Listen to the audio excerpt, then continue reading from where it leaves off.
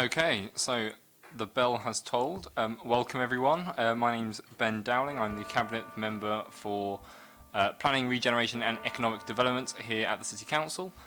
Before we go much further, can we do a quick round the table of who people are for the purposes, actually everyone in the room knows who everyone else is, so for the purposes of anybody watching from home, can we start with yourself, Councillor Jones?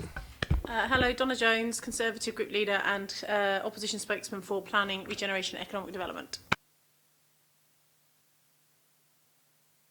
Fiona Callingham, Local Democracy Reporter for the News. Okay, Martin Willoughby, representing East St Thomas Residents Forum. Hilary Reid, resident of Eastney and Craneswater. Wayne Layton, Finance Manager for Portsmouth City Council. Tristan Samuels, Director of Regeneration, Portsmouth City Council. Hayley Trower, Senior Planning Policy Officer. Claire Upton-Brown, Assistant Director of City Development. Vicky Pleatas, Democratic Services. Wonderful. Okay. Apologies for absence. I believe we've had apologies from Councillor Judith Smythe, who is the Labour spokesperson for Planning, Regeneration and Economic Development, as I believe she had pre-booked holiday. Is that correct? That's correct. And she has sent a note which both myself and Councillor Jones has seen, and we can refer to it. Okay, declarations of members' interests. I don't have any. Councillor Jones, no. Wonderful. Moving on. Vicky, am I allowed to vary the agenda so that we can do item 4 first? Just thinking, I assume that's the reason Martin is here, and therefore it would make sense given that we don't have any deputations for item 3. Yes, absolutely fine. Are you happy with that, Councillor Jones? Wonderful. In which case, can we introduce the item around HMOs? Claire. Thank you. As members will be aware, there was a consultation on an amendment or a further amendment to the HMO SPD in February. The consultation related to the issue of sandwiching between two HMOs and to prevent 3 or more HMOs being adjacent to each other. The consultation responses were received in March, and due to PERDA, the report is only coming to you this afternoon. The responses were that the proposal to prevent residential properties from becoming sandwiched was supported by 90% of respondents, and that the proposal to prevent 3 or more HMOs in a row was supported by 77% of respondents. It is therefore recommended that the SPD is amended to include reference to sandwiching between 2 HMOs and preventing 3 or more HMOs adjacent to each other. Wonderful. Martin, over to you. Up to 6 minutes. Okay, thank you. Okay, well, I'd like to thank the Cabinet Member for PRED for the opportunity to speak this afternoon and really express the collective summary of views from the now 170 members of East St Thomas Residents Forum. I think the first thing I just wanted to say is to be clear, East St Thomas Residents Forum is not anti-HMO. HMOs do represent an important option for many people, including students and young professionals. Certainly I personally lived in HMOs in Cardiff and Exeter for 7 years and fully support the fact that high-quality HMOs are an essential part of the housing mix. Our argument is simply that you cannot keep developing almost every single one in the same few streets. We are all too aware that the historic absence of robust planning policy, coupled with higher commercial profitability of HMOs in places like East St Thomas, has driven their density in some of our streets to over 70%. We therefore warmly welcome the proposed update to SPD 20 to introduce restrictions on sandwiching and 3-in-a-row HMO developments. We see this as an important measure to promote and protect balance in sustainable communities. We have a number of members who are sandwiched between large student HMOs or live adjacent to 3 or more HMOs in a row. All of them will tell you that there is a significant impact on their amenity, ranging from noise, antisocial behaviour, issues with waste management and parking. The principles of restricting sandwiching and 3-in-a-row development is almost ubiquitous in the planning guidance for other major councils in England. including Southampton, Bath, Warwick, Brighton, to name but a few. These councils all see these measures as important tools to promote balanced and sustainable communities, and we firmly believe Portsmouth should have a similar professional-grade toolbox to shape the future of our housing in the city. I have a request regarding additional licensing. We know that there are currently ongoing discussions within PCC on whether to continue the additional licensing scheme for HMOs, which will end next month. Given that historic planning policy has created streets in East St Thomas with HMO density 7 times above what's considered the sustainable level, with many residents significantly impacted by poorly managed properties, we would ask the Cabinet Minister, the Cabinet Member for Pred to lobby the Cabinet Member for Housing to ensure additional licensing of all HMOs is continued to help manage the impact on residents which the city's historic planning framework has created. And finally, whilst new rules and legislation are important, they're completely worthless without effective enforcement. Residents' historic experience has been that PCC's speed to react to complaints has been, and I quote, glacial. For example, in early 2017, PCC encouraged residents to report HMOs operating without planning permission.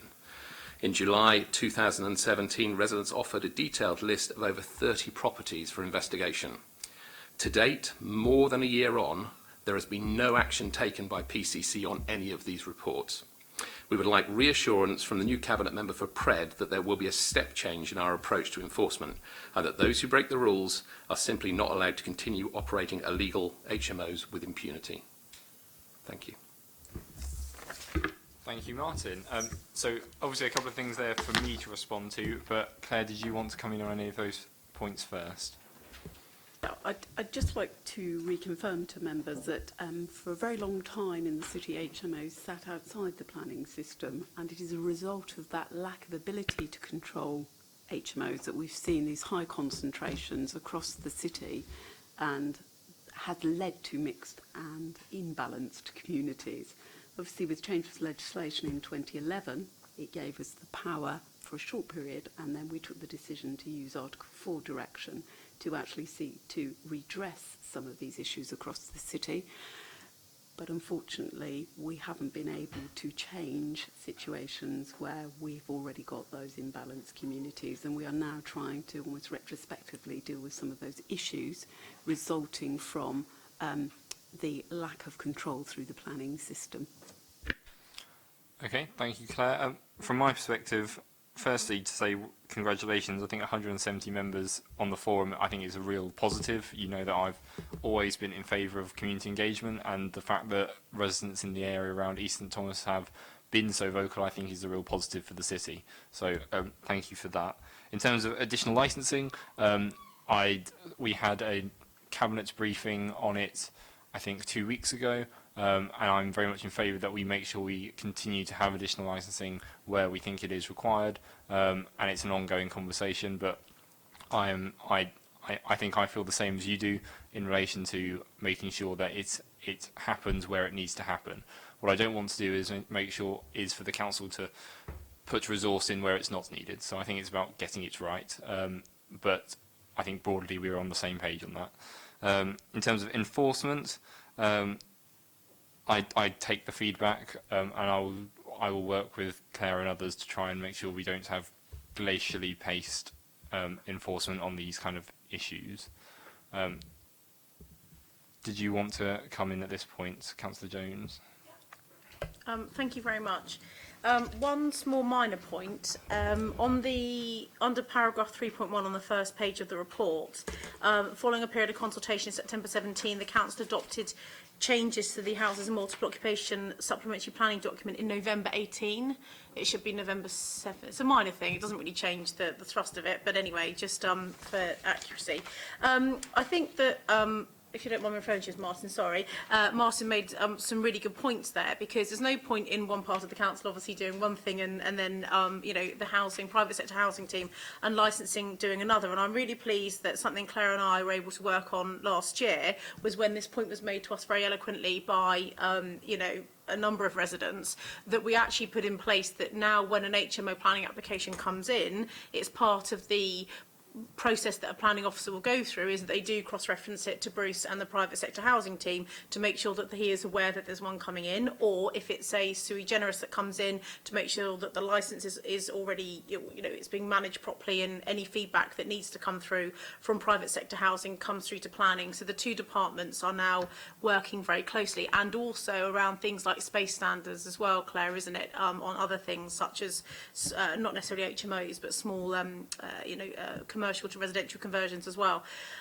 In terms of the action, to Councillor Dowling, Cabinet Member, I fully support this. It's the conclusion of a piece of work. Obviously, it's been going on for several months through the council. I think it's the right and proper thing. The impact of sandwiching can be, quite immense, as we know, for residents, and that's why I'm pleased that it's a piece of action that obviously, when I was doing your role, I was happy to start it. So yeah, fully support it. Wonderful. So as perhaps not surprisingly, I am minded to move forward with this recommendation. The other thing I just wanted to mention is that I know Mr Willoughby and others are aware that we're kind of having an ongoing discussion about HMOs more generally in the city. Claire and I, in our respective roles, had a phone conversation with a lady from the Local Government Association last week, who is their kind of expert, I suppose you could say, and she has a far wider overview of what other councils are doing. And I think that was a productive conversation, and we've got some leads that we're following up, and I'm very happy to share that with you after the meeting. And I think that's an ongoing conversation. But in terms of what's in front of us, I would like to recommend as written, but just for the purposes of people watching at home, the recommendation is that the SPD Houses in Multiple Occupation 2018 be approved for adoption with immediate effect, including additional restrictions on sandwiching of residential properties and 3 or more in a row, as per paragraph 1.22a of the consultation document. The second recommendation is the Assistant Director for City Development be authorised to make editorial amendments to the wording of the amended SPD prior to publication in consultation with myself as the Cabinet Member for Planning, Regeneration and Economic Development. These amendments shall be restricted to correcting errors and formatting text and shall not alter the meaning of the document. Thank you. Can I just make one further point? If we could get an update on some of those enforcement actions, they have been outstanding for a year now. Obviously not for this committee, but maybe if someone can address that. Yeah, I will come back to you later on today on those points. Wonderful. Councillor Jones, yes? A question which you may know. Previously, we were requested to collate a HMO database, which something that I agreed previously would happen. I think it was in spring. I just wonder if there's an update on where we're at in terms of having a publicly available HMO database on the council's website, so that if you think you live next door to an HMO, you can check online, see if it's on there. If it's not, you can then refer it in for further inquiry. And my understanding is work ongoing, but I defer to Claire to give us an update. Yeah, that is ongoing work. There is just some data cleaning that needs to happen on the licensing side to make the data compatible. So that's Yeah, my understanding is we are close. Okay, wonderful. In which case, can we return to the agenda, going backwards now to item 3, Brownfield Land Register update. I believe, Hayley, this is you. So the report in front of you notes that as a result of legislation introduced in 2016-17, the council now has a requirement to keep and update annually a register of brownfield sites. The format of the register is prescribed in regulation, and there must be 2 parts to the register. Part 1 lists brownfield sites that are suitable for housing-led development, and Part 2 is a subset of Part 1 and includes sites that the council wants to grant permission in principle to. Permission in principle is a new route to planning permission, and it's a way for de-risking sites for developers. The City Council have published the first version of Part 1 of the register. At present, the Council are yet to publish Part 2 of the register. The report in front of you seeks authorisation for the Assistant Director of Development to update Part 1 of the register as per the legislation, and to begin work to prepare Part 2 of the register in consultation with the Cabinet Member for PRED. Thank you. Wonderful, thank you very much, Hayley. I just had one question. Well, I think I know the answer, but this is just clarification, I think, for all of our purposes. this is almost a passive action in that we're creating the register, but there isn't currently a proposal to put any specific sites on that register. Is that correct? Yes, that's correct. Wonderful. Councillor Jones? So through you, Chair, so just to keep it as it is then and just republish it because we now have to publish something because we have got some brownfield sites in the city. So my understanding, and I'm sure colleagues will say I'm wrong if I am, is that the current register is part 1 of the register and that we have to create a part 2, and the purpose of the part 2 is we would then put sites on it that we wished to try and de-risk and provide an easier route to development on sites where we want to do that. So in terms of the decision today, it's purely just for creating that part 2 register, not for putting anything on it. That would have to come to a future PRED meeting. Is that correct? That is correct, and the MPPF that was published last week sort of reaffirms the ability of councils to use this as a new one of the new planning tools to de-risk sites and to work proactively with landowners to encourage them to bring sites forward. Yeah, go for it. I'm just going to read a paragraph, sorry if that's right, before I ask the question. Can you let us know what we're looking at? 3.11, should any of the sites be considered appropriate for inclusion on part 2 of the register, then it's proposed the Assistant Director for Development be given delegated authority in consultation with Cabinet Member to include that on part 2. The approach is suggested in recognition of technical... Okay, so can I just clarify then, the existing brownfield sites we've got, we already have them in our local plan, so they would be republished as just exactly the same as they are at the moment as a part 1, and then part 2 will be anything new that we identify through the call for sites or any other bits and pieces of work that happens going forward. And if I have got that correct, what's the timescale for part 2? So part 2 is a subset, so as you explained, we already know what's on part 1, so we can go back and have a look at any of the sites that are already on part 1 and say actually they're ready for part 2, and then that will be in consultation with yourself. At the moment, we haven't really got timescales, have we? It's in line with the new local plan. But sorry, can I just maybe add a little bit? Yes, it will be in line with the new local plan, but again, and I don't want to get into a lot of detail around the new NPPF, but as part of the new NPPF, there will be a requirement for councils to, or local planning authorities to produce proactive housing delivery action plans to identify how they are going to proactively work to move sites forward. So sort of as part of that new element in the MPPF, the permission in principles, part 2 register would also begin to come into play, sort of in parallel with work on the local plan. Just there's only 2 of us in this meeting. It's Okay, so again, through you again, so because technically not any, but a whole load of commercial property in the city now, thanks to the conversion of commercial to residential, you could technically view as brownfield for residential, right? So you could be looking at... No? In terms of the permitted development rights, yeah, there are changes to the permitted development rights that may enable certain employment buildings within the city to change to residential. So the permission in principle isn't necessarily aimed at those buildings, but it's aimed at identifying sites where you're wanting to encourage development to happen or give a developer a little bit more certainty that they can deliver development and to de-risk it for them, because it gives them the next step forward in terms of certainty over the scale and quantity of development that could be delivered on a site without going into any technical assessment.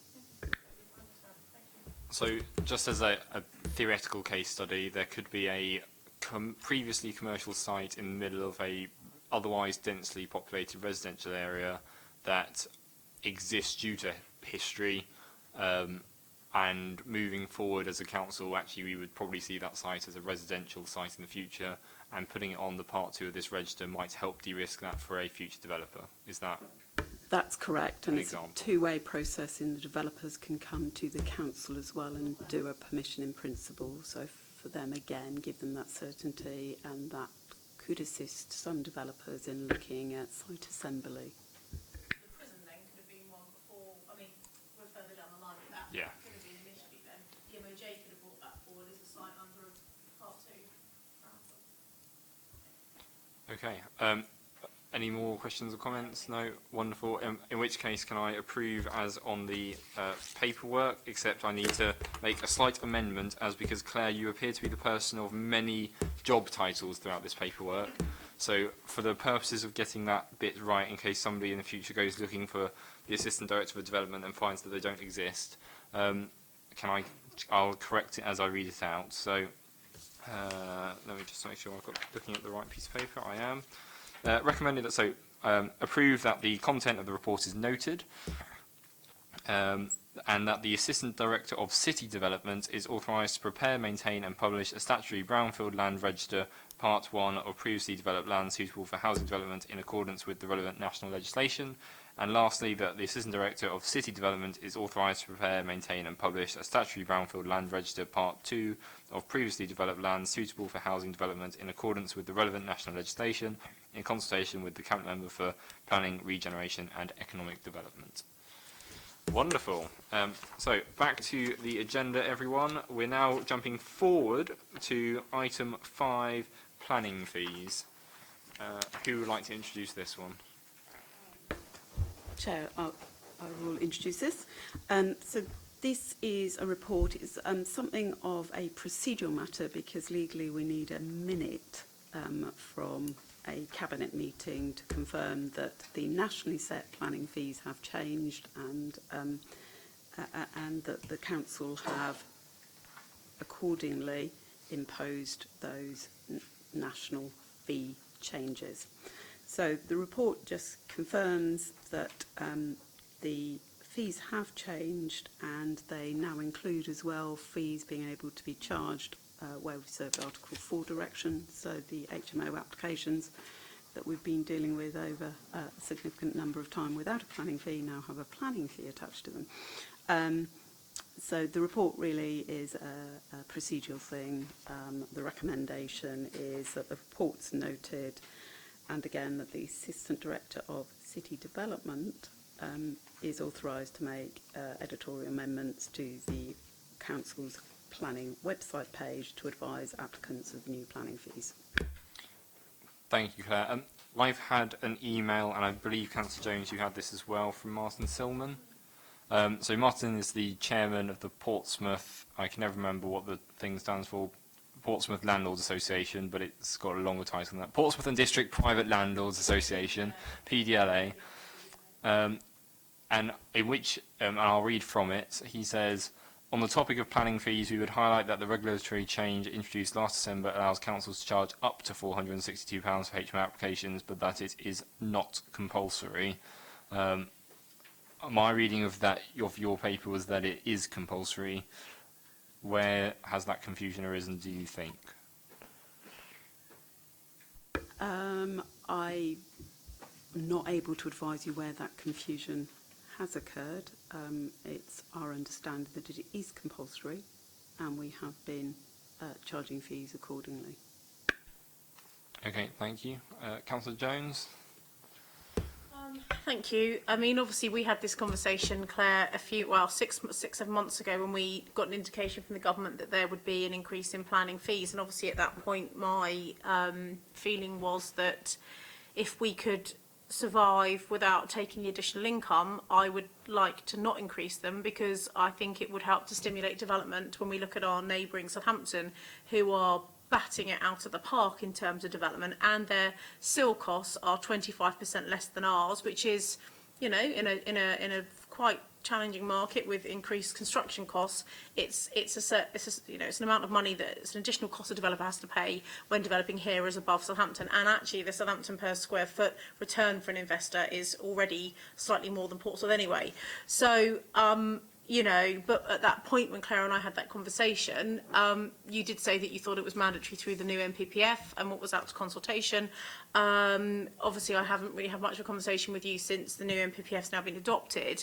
But if there is any discretion, I'd love to know about it. But I think from what we've just heard, there's not. So in which case, it's just as straightforward. It's just, you know, the government, you know, it's here for a decision, but ultimately, really, the government have already made that decision for us, haven't they? So anyway, I support. If that is the position, which I have no reason to disbelieve, is what Claire has said, then I would support entirely. Okay. So I will be making a decision based on what is written in the recommendation. But could we also, as a side note, and I don't think it's part of the decision, but just to say, could we do a response to Mr. Silman so that that communication loop is closed?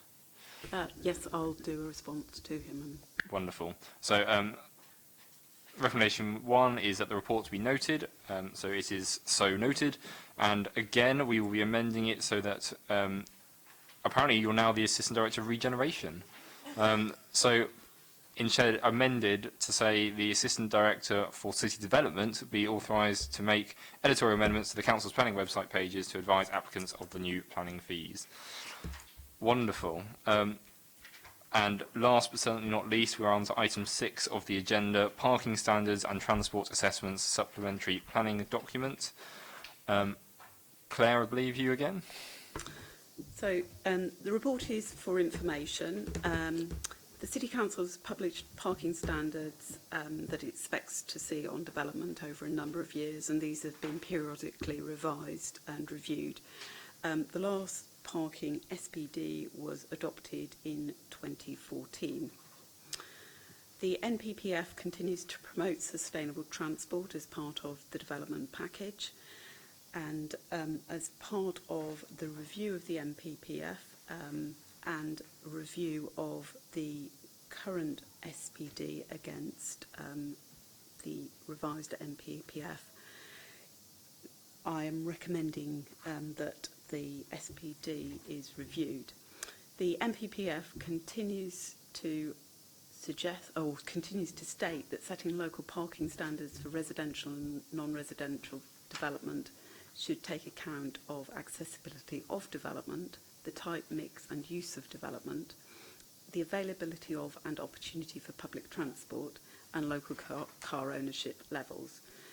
So in terms of local car ownership levels, see the document that we adopted in 2014 is now out of date because it was based on 2011 census data and survey work.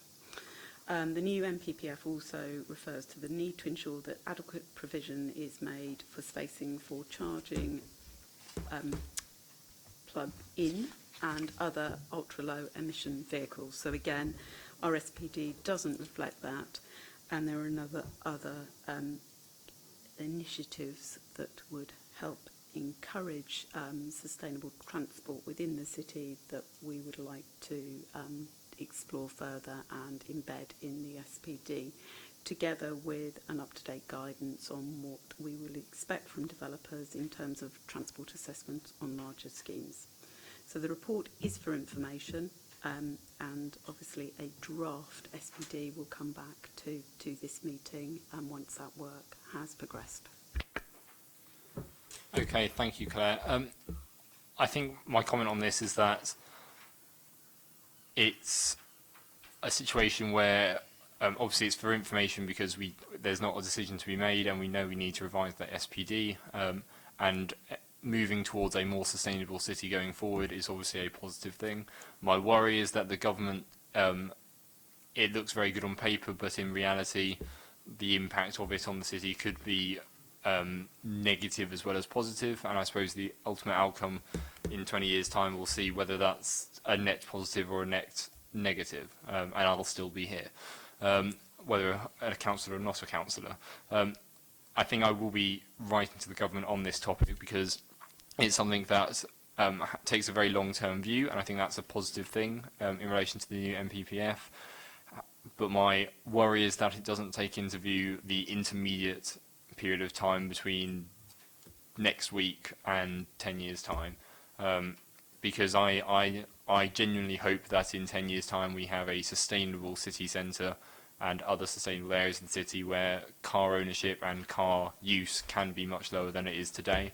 But my fear is that by bringing this in as a fairly blunt instrument in many ways, that we will end up in a position of homes without parking, but people still owning the cars, and there will be a difficult balance in the intermediate period of time whilst public transport and the government's infrastructure and everything else and technology catches up. So I suppose that's my only considerable comment on it, but I appreciate it's for information and it's something we'll be taking forward. Councillor Jones? I couldn't agree with you more. I mean, you know, sustainable transport is what we all, I'm sure, want and desire. It's what's right for all of the citizens that we represent. The problem is paying for it, you know, and the government need to wake up to the fact that we need some significant investment in cash. And, you know, with the decreasing budget, we just can't do it all on our own. And, you know, it's probably one of the biggest bugbears I had over the last 4 years. We know we've got the solution, or, you know, we know ideas of where the solutions could come from. We know our own city very well physically. We know where the main transport and go-to routes are for people for work and for pleasure.